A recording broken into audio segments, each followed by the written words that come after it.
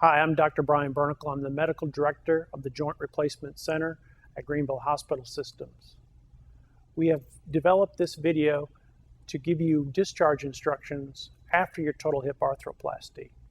I encourage you to watch this video several times if needed to make sure you're clear and comfortable on your discharge instructions. Patients that undergo total hip replacement or Birmingham hip resurfacing have very similar discharge instructions. Generally, patients will stay 1 to 3 nights in the hospital. When is the appropriate time to be discharged? We like our patients to be independent with ambulation.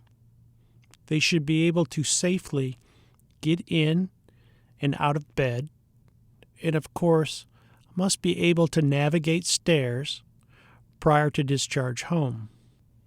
Generally, we prefer to have some assistance for patients at home when they are discharged. Most patients will be using some type of gait aid at the time of discharge. This may include a walker, crutches, or in some instances, a cane. A cane is utilized in the opposite hand of the operative leg. Hip resurfacing patients are encouraged to use crutches for up to 3 weeks. Total hip replacement patients may progress to a cane as tolerated with the instruction from their physical therapist. Most patients will be allowed to put as much weight on their operative extremity as they can tolerate.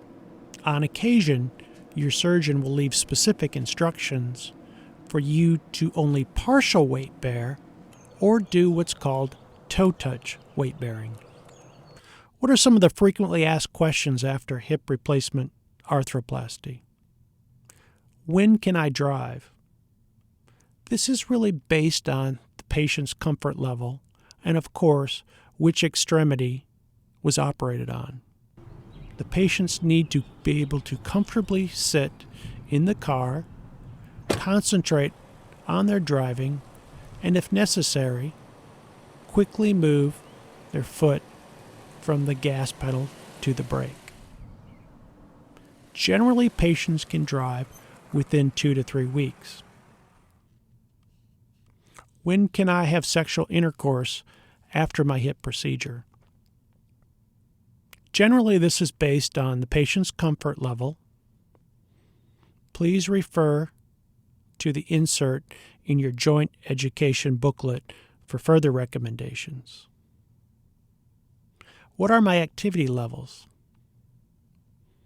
Patients are encouraged to pay attention to their extremity that was operated on during activities. If you overdo it, your pain may increase, your swelling may increase. If this occurs, please back off on your activities, use ice therapy, and elevate the extremity. What are my precautions? Please remember not to move your hip in extreme positions. This includes flexing past 90 degrees, bringing your knees together, and your foot out. This can increase your risk of hip dislocation. What are my discharge medications? Unless otherwise instructed, please resume the medications that you were on prior to surgery. Most patients will be discharged on some type of blood thinner to prevent deep venous thrombosis or blood clots. Usually, patients will be instructed to take aspirin. Enteric-coated aspirin is preferred. The dosage is 325 milligrams or the normal adult strength by mouth twice a day. This is generally continued for 1 month after surgery. Patients will also receive a prescription for a pain medication. Generally, this is the same medication that you've been taking during your hospital stay. Some patients will be also discharged on an anti-inflammatory medicine called Celebrex. Generally, patients can take Tylenol when the pain is minor. You can take your stronger pain medication when the pain is more severe. Many times patients will have difficulty sleeping upon their return home.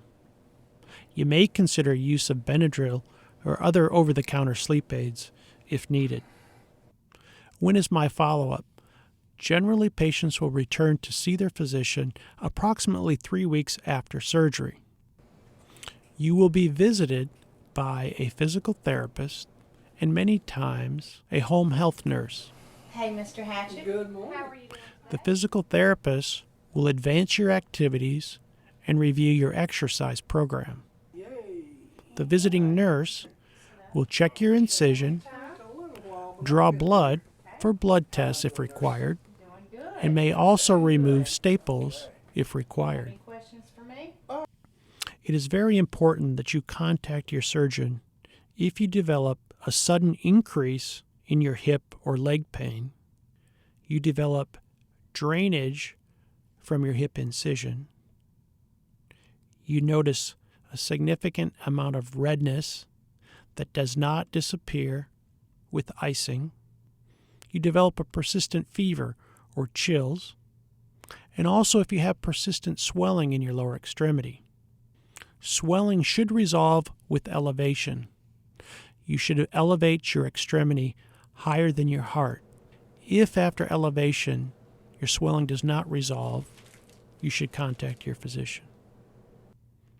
Any other concerns, please feel free to contact us at 454-SHCC.